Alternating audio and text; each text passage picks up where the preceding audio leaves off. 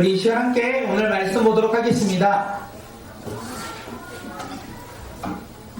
사사기 말씀을 오늘로 마무리하고자 합니다. 아마 이따가 지파 이야기가 좀 나와야 될 텐데 거기는 조금 잔혹하고 너무나 무서운 이야기이기에 말씀 읽어보시고 오늘 삼손 이야기를 마무리하며 사사기 24번째 이야기를 마무리하고 다음 주부터 요한복음 말씀 함께 나누도록 하겠습니다. 사사기 21장 25절 사사기의 주제의 말씀이기도 합니다. 사사기 21장 25절 우리 함께 말씀 읽도록 하겠습니다. 시작. 그때는 이스라엘과 사람들은 저마다 자기의 뜻에 맞는 대로 하였다. 다시 한번 읽어볼까요? 시작. 그때는 이스라엘과 사람들마다 자기의 뜻에 맞는 대로 하였다. 아멘. 그때에는 사사기 시대에는 이스라엘의 왕이 없었으므로 사람들마다 자기가 원하는 대로 행하였다. 이게 사사기의 이야기예요. 오늘 우리가 삼손의 이야기를 통하여 그때의 삼손의 시대에 왕이 없었으므로 삼손이 어떻게 자기가 원하는 대로 행하였는지 오늘 말씀을 통하여 깨닫고 우리는 그와 반대로 믿음으로 살아가며 결단하는 주의 자녀들이 되길 간절히 소망합니다. 오늘 예배 나오신 분들 주님의 이름으로 환영하며 오랜만에 이 현수막을 본 것 같습니다. 예, 우리 꿈꾸는 교회 2024년도 표어가 무엇일까요?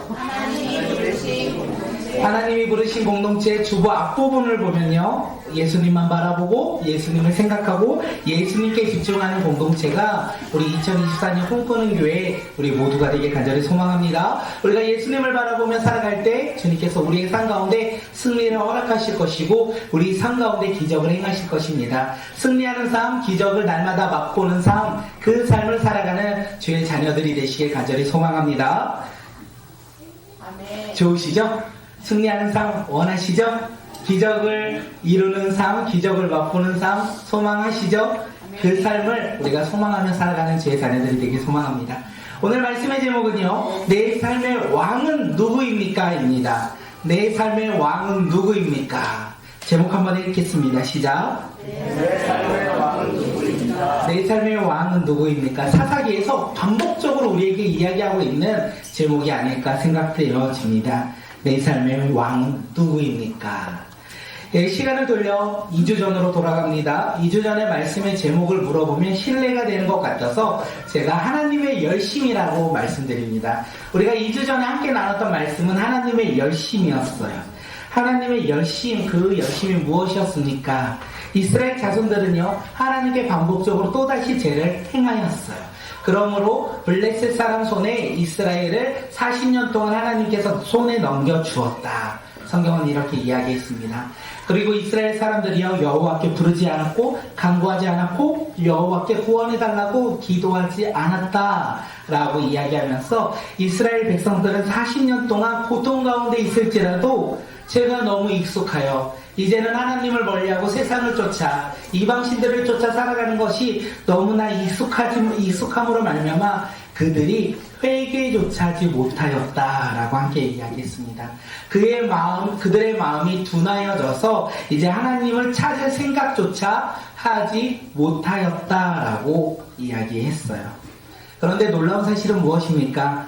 이 블레셋 사람으로 고통당하고 있는 이스라엘, 이 사람들이 회개하지 아니하고 간구하지 아니하고 기도하지 않는 그때일지라도 하나님께서는요, 그들을 찾아가셨어요. 그들을 구원의 길로 인도하셨어요. 그것이 하나님의 열심이라고 말씀하셨습니다. 하나님의 열심의 시작은 어디서부터 13장에서 시작됩니까? 단 지파 한 가문을 통하여 하나님께서 일하셨어요. 단 지파 중에 마노아의 아내가 있었는데 그녀는 임신하지 못함으로 말미암아 출산하지 못하였다. 성경은 이렇게 이야기합니다. 그녀에게 여호와의 영이 나타나서 너가 본래 임신하지 못함으로 말미암아 출산하지는 못하였으나 이제는 임신할 것이고 아들을 낳을 것이다. 이렇게 말했어요.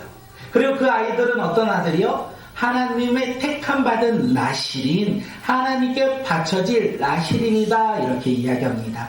그 나실인으로 통하여 이제 이스라엘은 구원받을 것이다. 블레셋으로부터 구원이 시작될 것이다. 이렇게 하나님의 사자가 이 마노아의 아내에게 이야기를 합니다. 이렇게 이야기를 마무리하며 제가 마지막으로 우리도 나실입니다 라고 이야기했어요.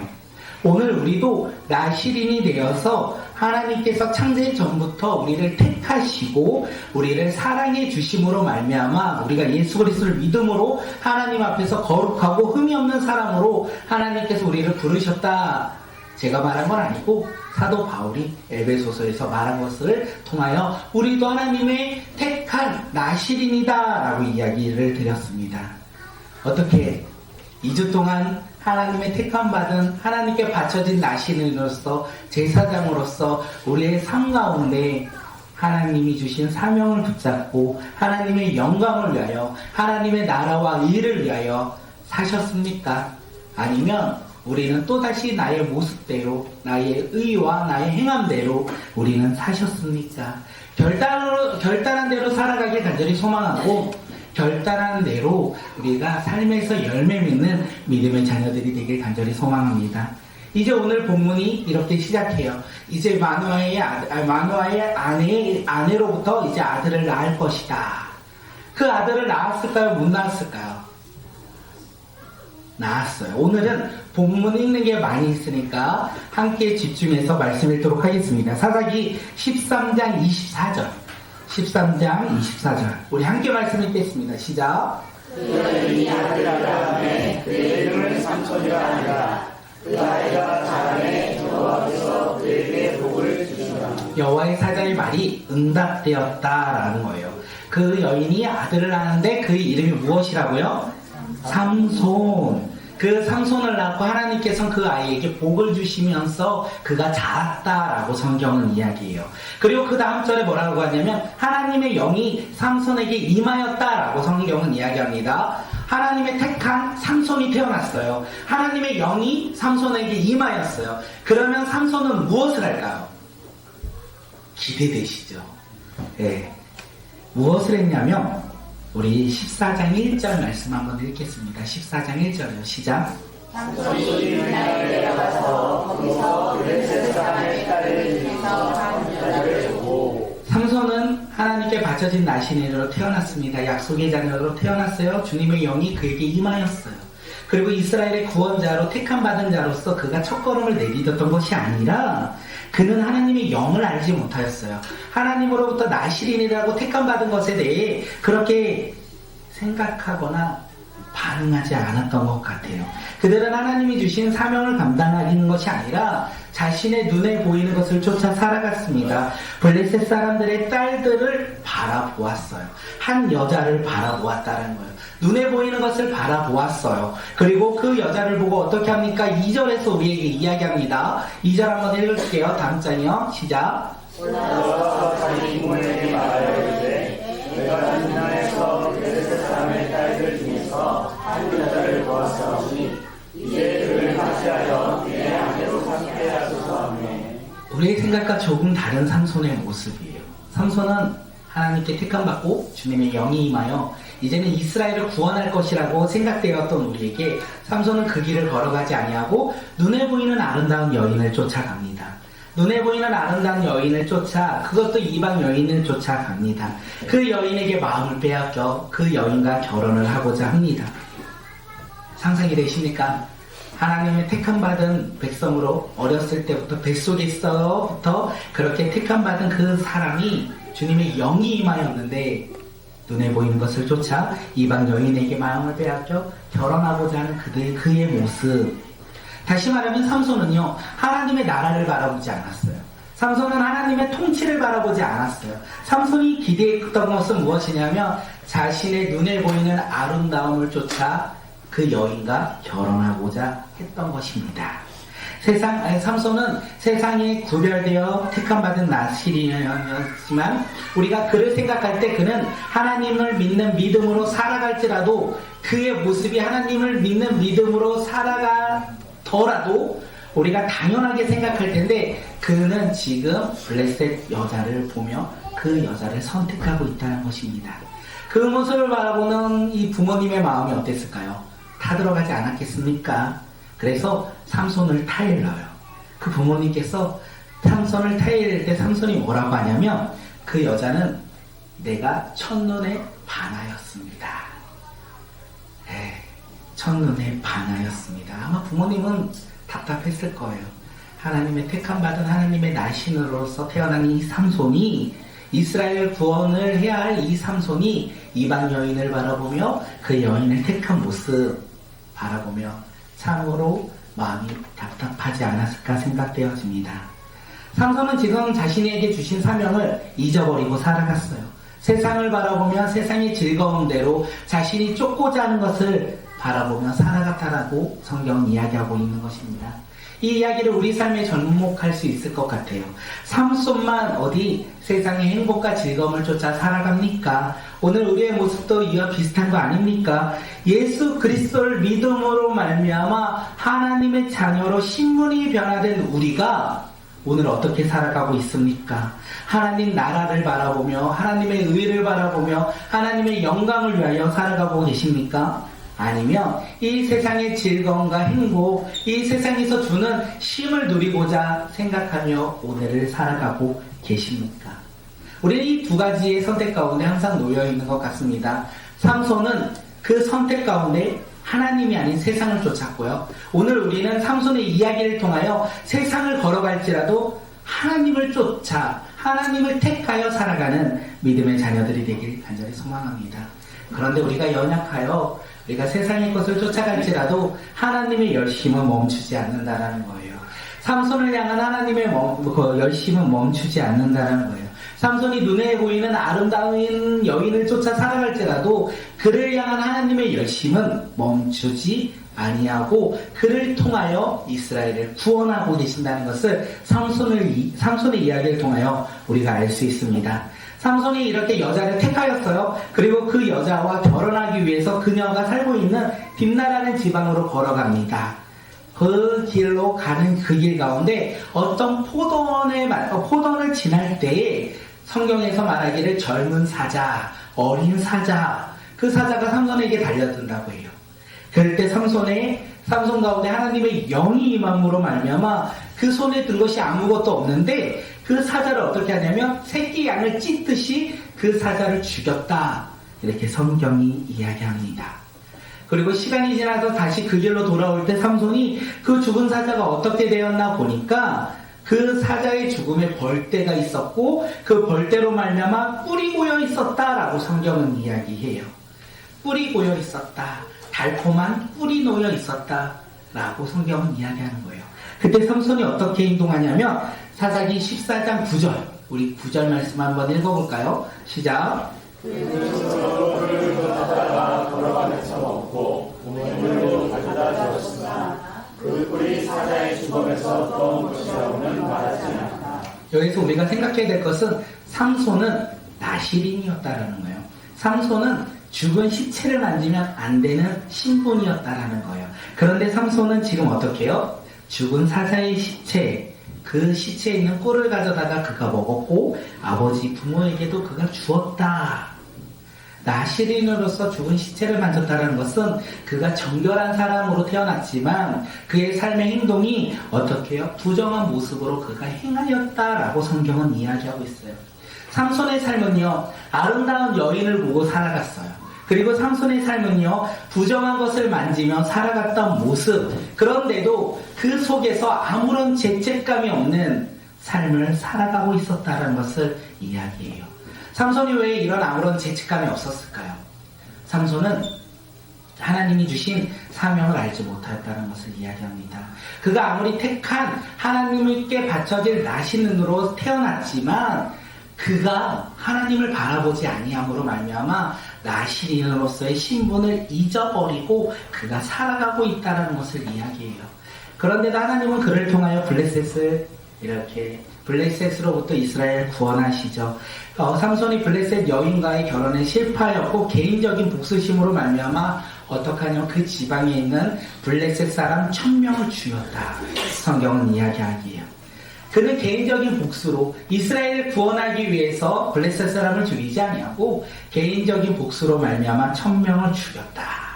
그리고 사사가 되어 20년 동안 이 삼손이 살아갈 때 그는 언제나 자기가 원하는 대로, 자기가 보고 싶은 대로, 자기가 가지고 싶은 대로 그가 살았다.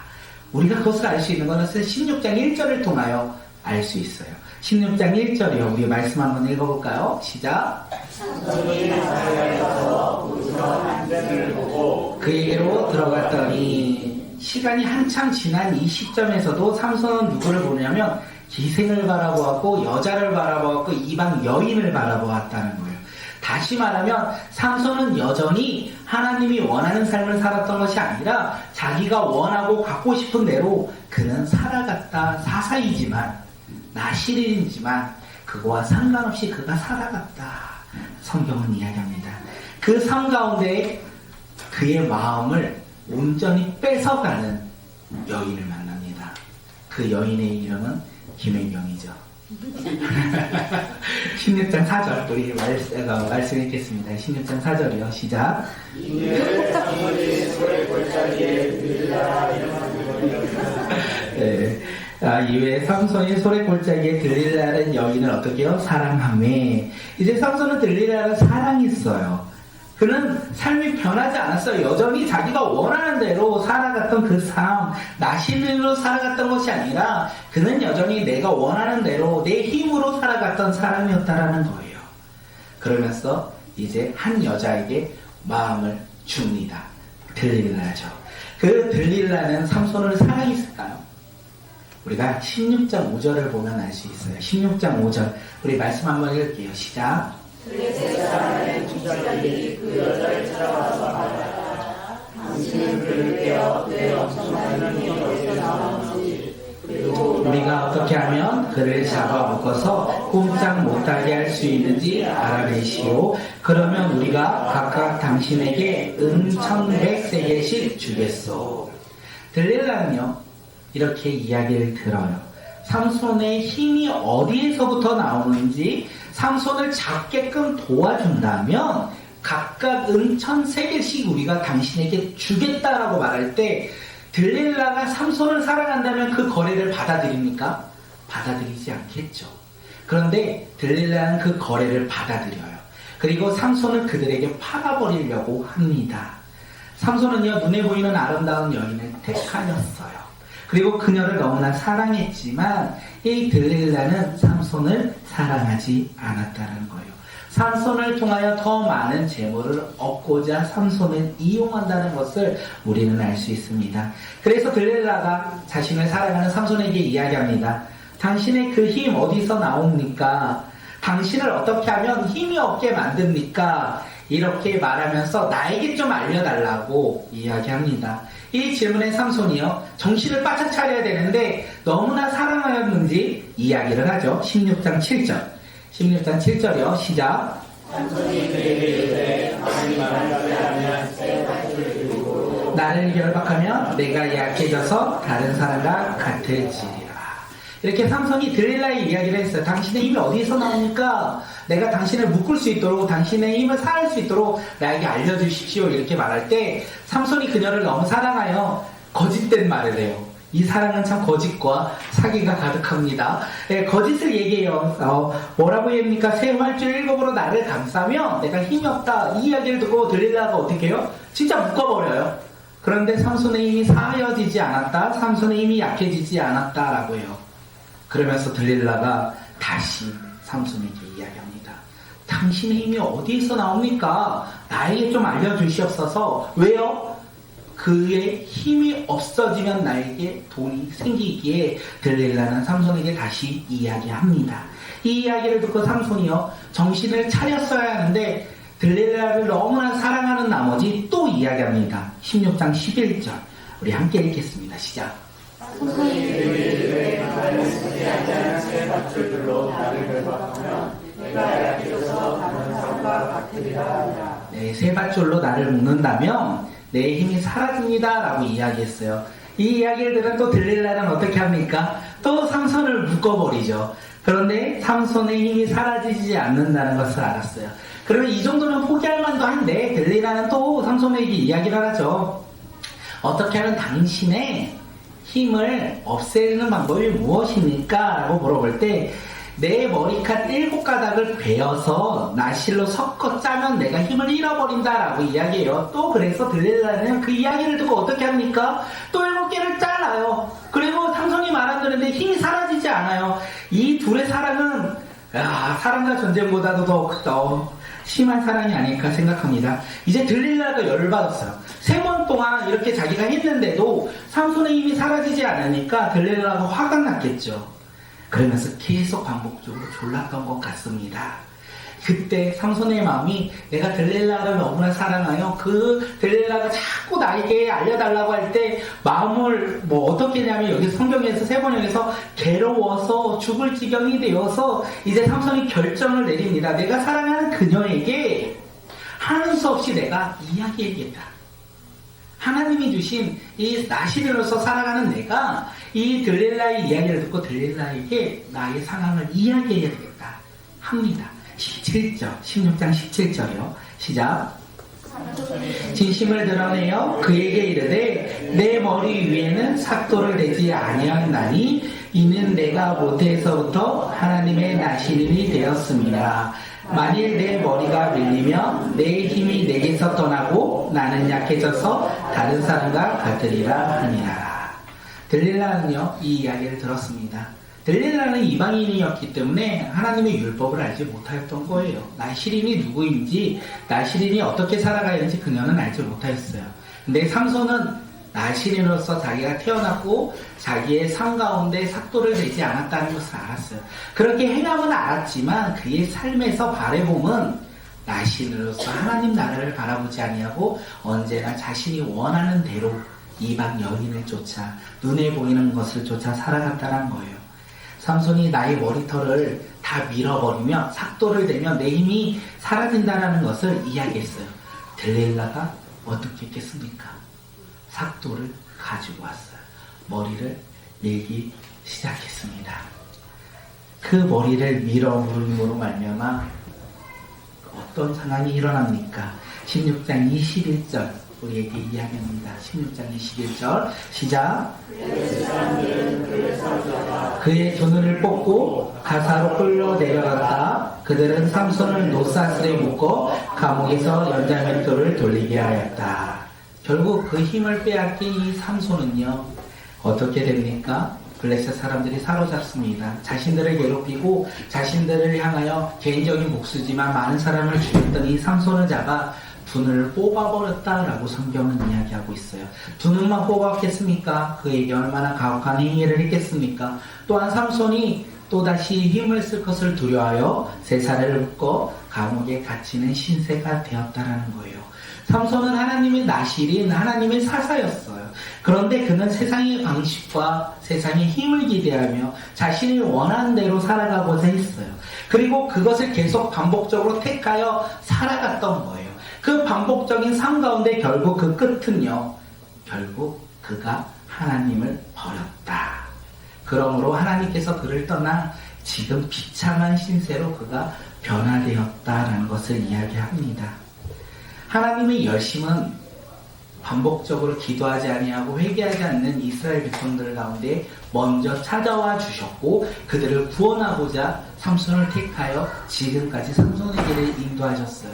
그리고 삼손이 들릴라의 요청에 따라 마지막으로 자신의 이야기를 함으로 말미암아 하나님의 사사로서 그의 사명이 끝난 것 같은 이 상황 속에서도 하나님의 열심은 끝나지 않았다라는 것을 삼손의 이야기를 통하여 우리에게 이야기합니다. 아무리 삼손이 하나님을 잊고 살아갈지라도 그의 상황이 아무리 환난과 고난 가운데 있을지라도 하나님의 열심은 그를 향한 하나님의 계획은 끊어지지 않는다라는 것을 우리에게 이야기합니다.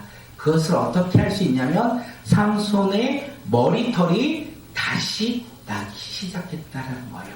삼손의 머리털이 다시 나기 시작하였다.